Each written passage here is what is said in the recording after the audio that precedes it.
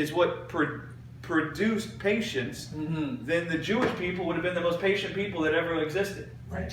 And they were not.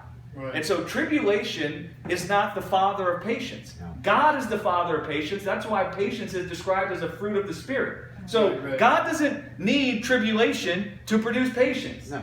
His life is patience. Right. Right? Yes. And so when you squeeze life, when you put a big bear hug on it, when you try to swallow up life with death, not only does life swallow up the death, but the life that you have that will eventually swallow up the death, it will also produce patience in you while that death is being swallowed up. Right. And so, Not just patience, the whole fruit of the Spirit. all of it, joy, Yes, peace, yes, rest, yes, all of yes, it. yes. One of the worst things that's ever been taught is to try to say that James is teaching that God gives you trials and tribulation to teach you to be patient. No, it's every good thing.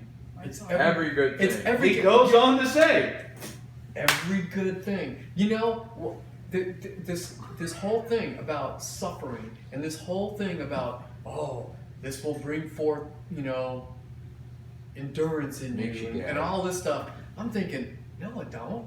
This just sucks when I have all this stuff coming against me, But man, when I heard you guys talking about eternal life, and you talked about, do you care about when it's going to come about, if you know it's going to come about at exactly the right time?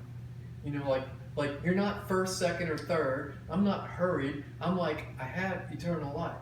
You will do this exactly at the right time in me. I have life. I have life. Right. Yeah. That right there bore patience in me. Yep.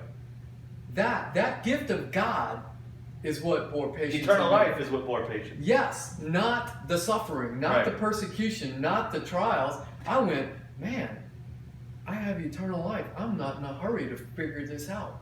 And if you have life, whatever you're going through cannot be a word that you're separated from life. Right. Yeah. That's all. I have life. It doesn't Right. come and go. It's Right. not fickle. Right.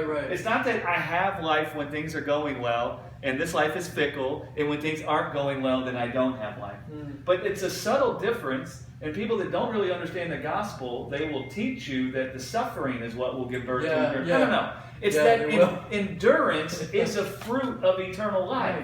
And so when eternal life is squeezed, what will come out is endurance. It's not that the suffering teaches you endurance. Paul, after he talked about the fruit of the Spirit, he says, That's of which good. of which That's a things good point. there is no law. What he's Right. saying there is there's no law that can teach you to have this. You can't teach somebody to love. They either love or they don't. Yeah. You're not going to bring them into the Right, classroom right. and write up on the board about how they must love. You're not going to take somebody and teach them endurance. No. Either you have endurance or you don't. And endurance is a fruit of the Spirit. Long suffering is a fruit of the Spirit. Right. Patience is a fruit of the Spirit. And so if you have the Spirit, when the world squeezes that Spirit, this is what's coming out. Right? Yes. Right. Right. That's a fruit of that Spirit. It's good stuff. And it's like, the other